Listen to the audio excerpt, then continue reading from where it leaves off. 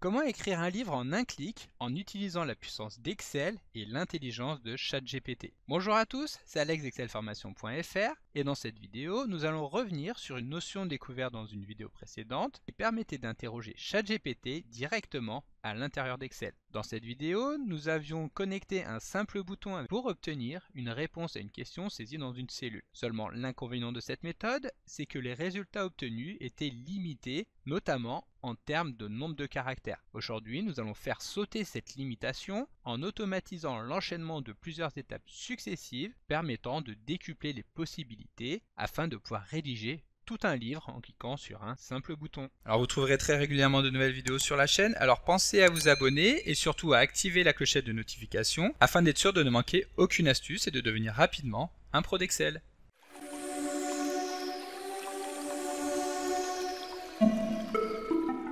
Le fichier que nous allons mettre en place dans le cadre de cette vidéo est disponible en suivant le lien que vous retrouverez dans la description de la vidéo. Vous pouvez le télécharger, ce qui vous permettra de pouvoir exécuter directement des requêtes auprès de ChatGPT pour générer des exposés ou tout type de texte. Donc comme nous venons de le voir dans l'introduction de cette vidéo, nous allons utiliser toute la puissance de ChatGPT à l'intérieur d'Excel afin de pouvoir générer, en appuyant sur un simple bouton, un texte divisé en plusieurs parties, elles-mêmes divisées en sous-parties. Et donc nous n'allons pas revenir dans le détail sur le fonctionnement de l'interrogation de ChatGPT avec Excel. Si vous voulez avoir plus d'informations, je vous renvoie vers la vidéo précédente dans laquelle nous avions mis en place une macro-commande en VBA qui permettait d'envoyer des requêtes à ChatGPT directement en appuyant sur un bouton à partir d'une question que nous avions saisie dans une cellule. Et pour rappel, pour pouvoir utiliser cette fonctionnalité de GPT, il est nécessaire de s'inscrire tout d'abord sur le site, puis de récupérer la clé API qui permet de pouvoir s'identifier directement auprès de OpenAI pour pouvoir envoyer des demandes à GPT. Et donc ici, nous allons évidemment repartir de la macro que nous avions mis en place et nous allons voir comment nous allons vouloir la modifier. Comme je vous l'expliquais, étant donné que le but sera de générer un texte à partir d'une question que nous allons saisir dans une cellule en appuyant sur un simple bouton,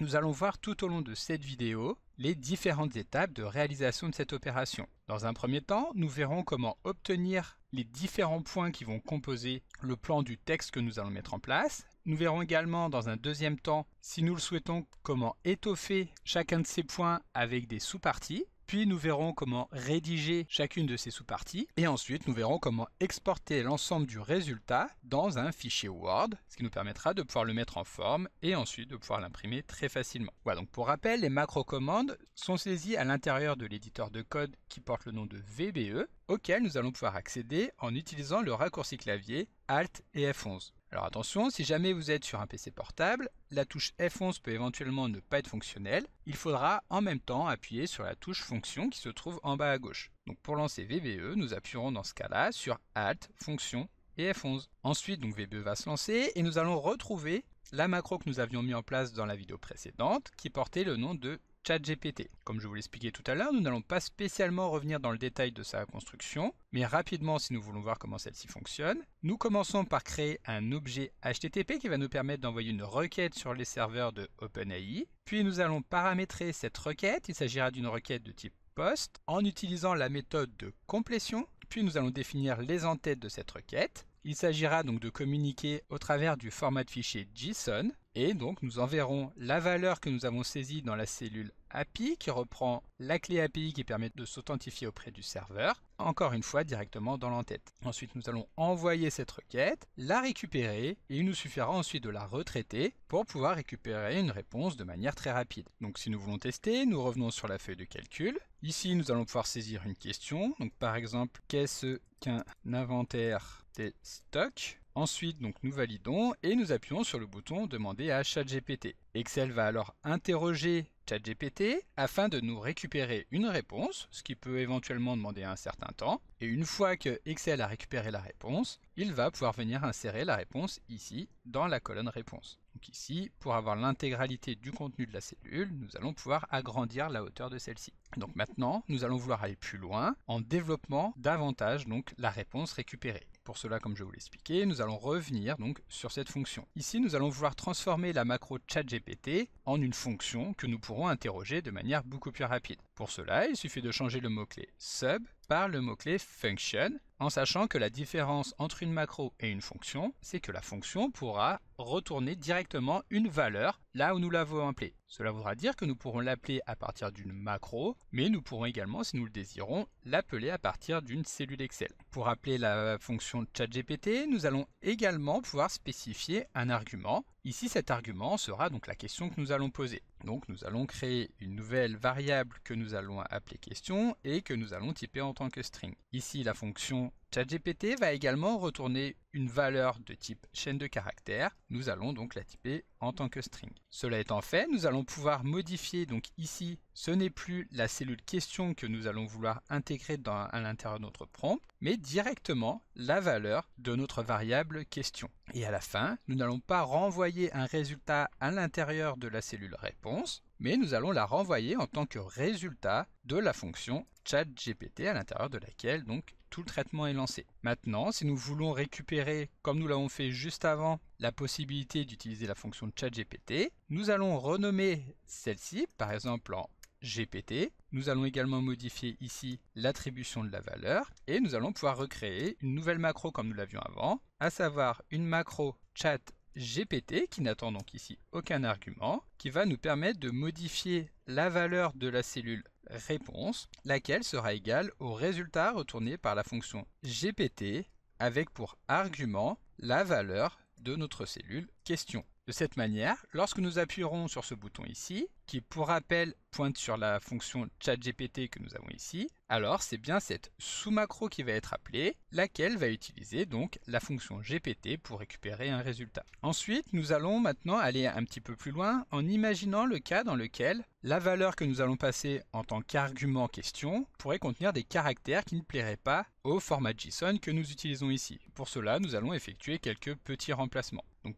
pour cela, nous modifions la valeur de la variable question, laquelle va être égale au résultat de son propre résultat, sur lequel nous allons effectuer un remplacement, tout d'abord pour échapper les guillemets. En effet, il faut savoir que dans le format JSON, pour échapper des guillemets, il est nécessaire d'appliquer une barre oblique juste avant celle-ci, comme la barre oblique que nous avions ici lorsque nous avons supprimé le retour à la ligne. Donc ici, nous allons remplacer les guillemets que nous retrouverons donc dans notre variable question, en sachant, comme nous l'avons également vu dans la vidéo précédente, qu'à l'intérieur d'une chaîne de caractères, en VBA, les guillemets sont toujours doublés. Ici, étant donné que nous avons des guillemets qui sont doublés saisis à l'intérieur d'une chaîne de caractères, nous aurons ici 4 fois des doubles guillemets. Pour les échapper, nous allons vouloir les remplacer par des guillemets précédés d'une barre oblique, en sachant que, ici encore, nous sommes à l'intérieur d'une chaîne de caractères. Nous allons donc devoir doubler ces guillemets et fermer la chaîne de caractères. Ensuite, nous allons également effectuer l'opération inverse de ce que nous avons ici, c'est-à-dire que nous allons vouloir remplacer la présence de la variable VBNewLine, c'est-à-dire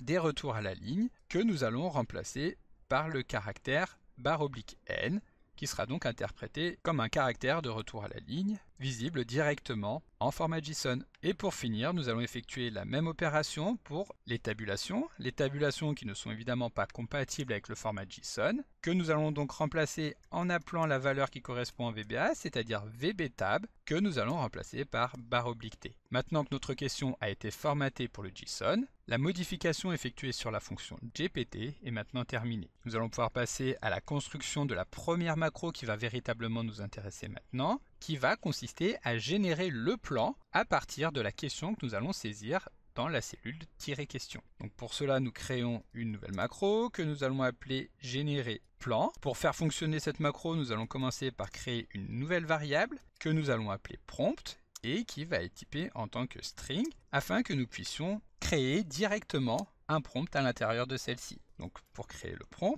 nous appelons cette variable et entre guillemets, nous allons venir saisir l'instruction que nous allons vouloir envoyer à GPT. Donc ici, nous allons vouloir que GPT reprenne la question que nous avons saisie dans la cellule et qu'il réponde donc à la question qui est posée, mais uniquement avec des bullet points, c'est-à-dire avec des listes à puces. Pour cela, le prompt sera par exemple répond à la question suivante en français. Ici évidemment, vous pouvez adapter le prompt pour que celui-ci colle exactement avec ce que vous voulez mettre en place. sous la forme de bullet point. Nous n'avons pas besoin qu'il rédige ici, c'est ce que nous ferons un petit peu plus tard, ce qui nous permettra d'aller beaucoup plus en profondeur dans les résultats retournés. Ensuite, nous mettons les 2 points et entre guillemets, nous allons récupérer la question qui a été saisie dans la cellule qui porte le nom de question. Et donc pour finir, il va nous rester à fermer les guillemets en saisissant 4 guillemets de suite. Et ensuite, nous viendrons stocker le résultat retourné donc par GPT à l'intérieur de la cellule réponse. Donc réponse est égale à GPT de prompt. Et donc comme vous pouvez le voir ici, le fait d'avoir transformé notre macro en une fonction nous permet d'aller interroger GPT de manière très rapide. Ici, nous pouvons revenir dans la feuille de calcul, saisir donc une autre question, par exemple, quelles sont les étapes nécessaires au bon déroulement de l'inventaire des stocks, de l'entreprise. Si nous cliquons sur le bouton demander à ChatGPT, ici celui-ci va se contenter de nous renvoyer une réponse en utilisant la macro ChatGPT que nous avons créée juste avant. Et donc ici la réponse sera très sommaire étant donné que celle-ci tiendra en quelques paragraphes seulement. Comme vous pouvez le voir, étant donné que nous avons demandé les différentes étapes nécessaires à la réalisation de l'inventaire, ici Excel nous a présenté uniquement 4 étapes. Maintenant, nous allons créer un nouveau bouton en nous rendant dans le menu insertion et en créant une zone de texte. Ici, nous allons créer un bouton qui va permettre de générer le plan de réponse. Et nous allons effectuer un clic droit sur cette zone de texte afin de cliquer sur affecter une macro et nous allons pouvoir sélectionner la macro générer plan. Ensuite, si nous le souhaitons, nous pouvons mettre en forme rapidement le bouton qui permet d'appeler la macro en procédant, donc comme nous l'avons vu déjà à plusieurs reprises, en appliquant un style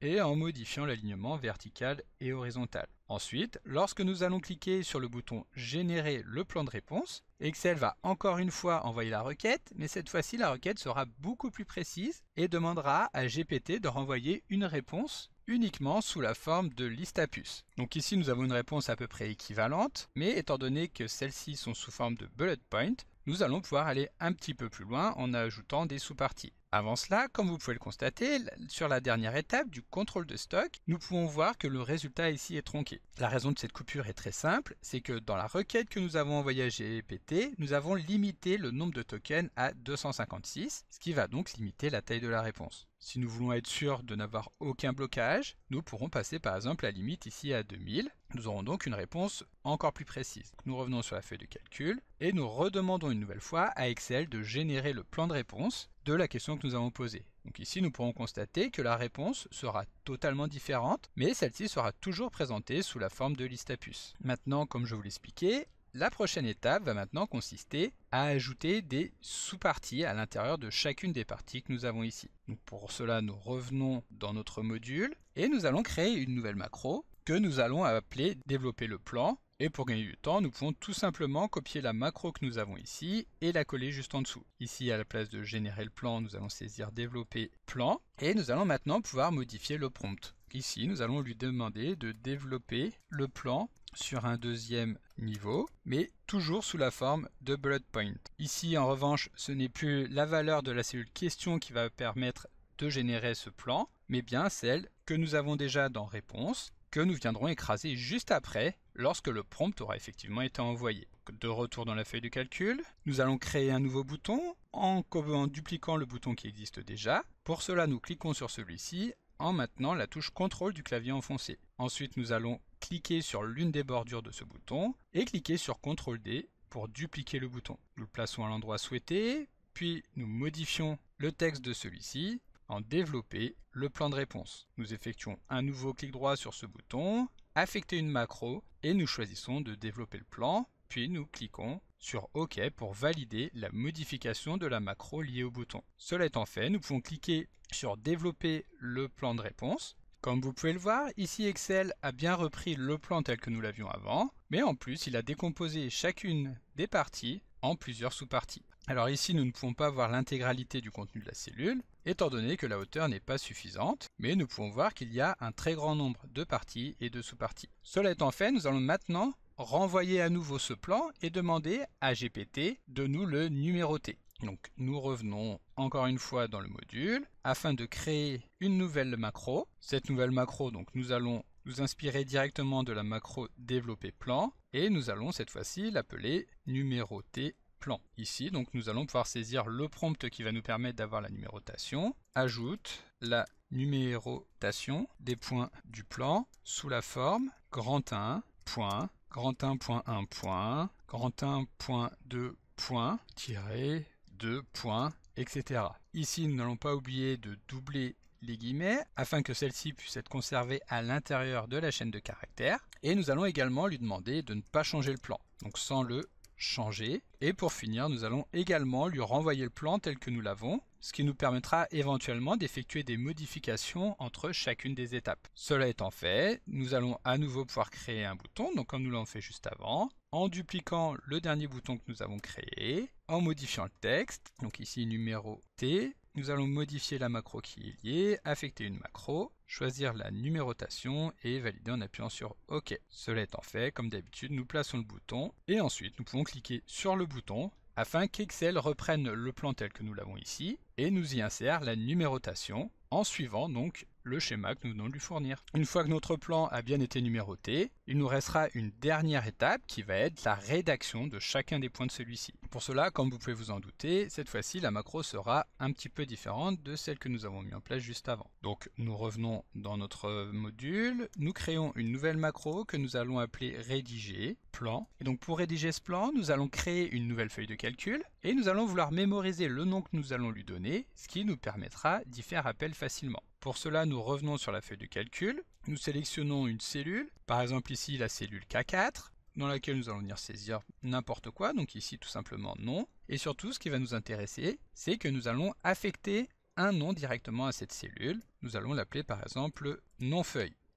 Nous validons en appuyant sur Entrée, et donc maintenant, si nous sélectionnons la cellule non feuille, c'est bien entendu la cellule K4 qui sera sélectionnée automatiquement. Ensuite, donc si nous revenons dans la macro, nous allons pouvoir affecter à cette cellule un nom de feuille que nous allons vouloir générer. Donc ici, nous appelons la cellule non feuille, à laquelle nous allons donner la valeur donc de GPT saisi entre guillemets, tiret, et à la suite, nous allons récupérer l'horodatage actuel. Pour cela, nous allons pouvoir utiliser la fonction format d'Excel qui permet donc de prendre une valeur numérique afin de lui donner un format en particulier. Ici, la valeur numérique est le numéro de série qui correspond au jour et à l'heure actuelle, et nous allons formater donc cette valeur sous le format YYY, c'est-à-dire l'année sur 4 caractères, puis le mois sur 2 caractères, le jour sur 2 caractères, et ensuite l'heure, donc HH, MM, tous les deux sur 2 caractères. Nous fermons la chaîne et nous fermons la parenthèse, et donc à partir de maintenant, il nous suffira de lancer la macro pour que Excel modifie la valeur de la cellule K4 afin d'y insérer le nom que nous allons vouloir donner à la nouvelle feuille de calcul. Cela étant fait, nous allons pouvoir créer la feuille de calcul en utilisant la méthode add de la bibliothèque qui contient l'ensemble des feuilles de calcul, c'est-à-dire sheets. Donc sheets.add. Cette nouvelle feuille de calcul, nous allons vouloir l'insérer après la feuille de calcul active. Donc after active sheet. Une fois que la feuille de calcul a bien été insérée, cette feuille devient active et donc nous allons pouvoir la renommer. Donc ActiveSheet.name est égal à la valeur que nous avons définie juste avant, c'est-à-dire non feuille. Pour commencer, nous allons saisir le titre de notre texte, c'est-à-dire la question que nous avons posée directement dans la cellule A1 de cette feuille de calcul. Donc A1 est égal à la valeur de la cellule question. Puis nous allons passer en revue chacune des parties de notre plan. Pour cela, nous allons créer une nouvelle variable que nous allons appeler partie et que nous allons typer en tant que variant, étant donné que nous allons vouloir que celle-ci reprenne tous les éléments de notre plan. Et donc pour boucler sur chacun de ces éléments, nous pouvons utiliser l'instruction for each que nous avons déjà découvert dans une vidéo précédente, et si vous voulez plus d'informations sur celle-ci, il suffit donc de cliquer sur le lien disponible dans la description de la vidéo. Donc for each de la variable partie à l'intérieur donc de chacune des lignes de notre cellule réponse. Et pour récupérer chacune de ces lignes, nous allons pouvoir utiliser l'instruction split qui va permettre donc de boucler sur toutes les lignes en utilisant comme séparateur la constante VB new line. Cela étant fait, donc maintenant nous allons obtenir une variable partie qui va reprendre donc la valeur de chacune des lignes de la cellule réponse et qui va boucler sur chacune d'elles. Cela étant fait, nous allons regarder si cette partie n'est pas vide, car si nous revenons donc à l'intérieur de notre réponse, nous pouvons voir qu'ici, pour commencer, nous avons un certain nombre de lignes qui sont totalement vides avant d'avoir véritablement notre plan. Donc pour cela, nous regardons si la valeur de la variable partie est différente de rien du tout. Lorsque ce sera le cas, nous pourrons effectuer un traitement avec notre instruction if. Ici, pour être sûr que la ligne non seulement ne contienne rien, mais ne contienne pas également juste une ou plusieurs espaces, nous allons encapsuler la variable partie à l'intérieur de la fonction trim qui se charge de supprimer les espaces inutiles. Ensuite, nous allons nous placer sur la dernière cellule non vide de la feuille de calcul que nous avons insérée juste avant. Pour cela, nous allons créer une nouvelle variable que nous allons appeler c et que nous allons typer en tant que range. Pour nous placer directement sur la dernière ligne, nous allons définir que cette variable c est égale à a1million.end.xlup, ce qui permet de remonter jusqu'à la première cellule non vide, et nous allons effectuer un décalage pour nous placer sur la cellule située juste en dessous, grâce à l'instruction offset de 1 et 0, sachant que le 1 permet d'effectuer un décalage vers le bas d'une seule cellule, et le 0 permet de rester sur la même colonne. Une fois que nous avons retrouvé donc notre variable c, nous allons pouvoir stocker le titre de la partie, donc c est égal à la valeur de la variable partie, et ensuite nous allons créer une nouvelle variable que nous allons appeler prompt, et qui va nous permettre d'obtenir le détail de la partie. Donc dim prompt as string, nous allons donc venir insérer le prompt à l'intérieur de celui-ci, et nous allons demander à GPT de rédiger la partie identifiée donc par la valeur que nous avons stockée à l'intérieur de la variable partie. Nous n'oublions pas de fermer les guillemets en saisissant 4 guillemets. Une fois que nous avons notre prompt, nous allons pouvoir envoyer la requête à GPT et le stocker sur la cellule située juste à droite de la cellule C dans laquelle nous avons stocké le titre. Donc c.offset, nous utilisons la même instruction que celle que nous avions juste avant, sauf que ici nous ne voulons pas nous placer sur la cellule située en dessous, mais sur la cellule située à droite. Donc nous inversons le 1 et le 0, nous restons sur la même ligne mais nous nous plaçons une cellule à droite, et nous allons définir que cette cellule doit être égale au résultat retourné par la fonction GPT du prompt que nous avons défini juste avant. Et voilà, donc la macro qui permet de rédiger chacune des parties du plan est maintenant terminée. Nous pouvons revenir sur notre feuille de calcul. Comme d'habitude, nous allons créer à nouveau le même bouton en le dupliquant et en rédigeant donc les différentes étapes de notre plan. Rédiger le plan de réponse, nous allons la placer en dessous et ensuite nous allons affecter la macro rédiger le plan. Ici nous allons pouvoir lancer la macro, mais évidemment l'exécution de celle-ci va demander un certain temps, étant donné que chaque ligne de notre plan va nécessiter une requête auprès de GPT. Donc ne soyez pas étonnés si jamais celle-ci vous demande 5, 10 ou même 15 minutes, c'est tout à fait normal, il suffit d'attendre de récupérer la main, ce qui voudra dire que la macro est bien terminée. Et voilà, Excel nous rend maintenant la main et nous allons pouvoir nous rendre sur la feuille de calcul GPT 2023, etc. que nous avons créée à l'instant afin de visualiser le résultat. Nous retrouvons ainsi le plan de chacune des lignes dans la colonne A et le contenu rédigé qui va correspondre cette fois-ci dans la colonne B. Ici, je vous ai épargné l'attente totale que cela représente, mais sachez que l'ensemble du processus m'aura demandé pas loin de 10 minutes sur un réseau mobile de qualité à peu près moyenne. Le coût représenté par ces requêtes est d'approximativement 20 centimes de dollars, qui est ici déduit des 18 dollars offerts lors de l'inscription sur ChatGPT. Et donc pour cela, nous avons un contenu généré total titre et rédaction, plus de 4000 mots. Alors bien entendu, en l'état, ce texte n'est pas pleinement exploitable et nécessitera encore un petit traitement et de relecture pour corriger les fautes, les répétitions ou les termes qui ne sont même pas traduits de l'anglais vers le français. Mais cela représente une base de travail extraordinaire. Il sera ainsi possible d'obtenir l'équivalent d'un livre complet pour moins de 2-3 dollars et 1 ou 2 heures de travail automatisé en cliquant sur un simple bouton. Le gain de temps pourra alors être colossal. Et donc si nous voulons aller encore un petit peu plus loin,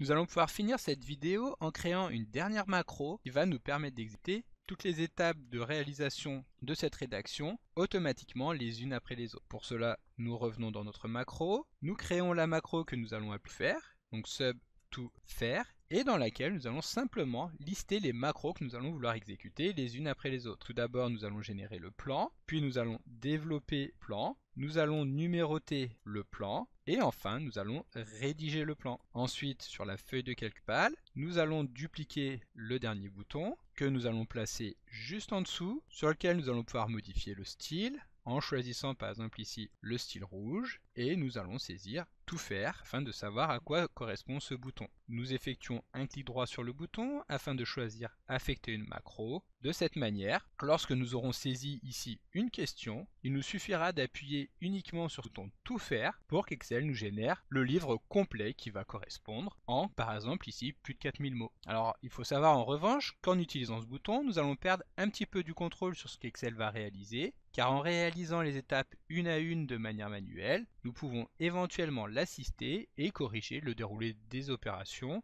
en ajoutant par exemple des parties au sein de la rédaction. Alors si vous souhaitez aller encore plus loin, je vous propose que nous nous retrouvions dans la prochaine vidéo pour découvrir comment ajouter une étape supplémentaire qui nous permettra de transférer le contenu de la feuille de calcul directement dans Word en cliquant encore une fois sur un simple bouton, en sachant que le contenu que nous allons envoyer dans Word sera mis en forme automatiquement avec les styles propres à ce document et que nous aurons également un sommaire, ce dernier étant cliquable, ce qui nous permettra d'accéder directement sur les rubriques de notre document. Alors pour être sûr de ne pas manquer cette vidéo, bien entendu, pensez à vous abonner à la chaîne. Merci d'avoir suivi cette vidéo jusqu'au bout et à très bientôt pour de prochains tutos.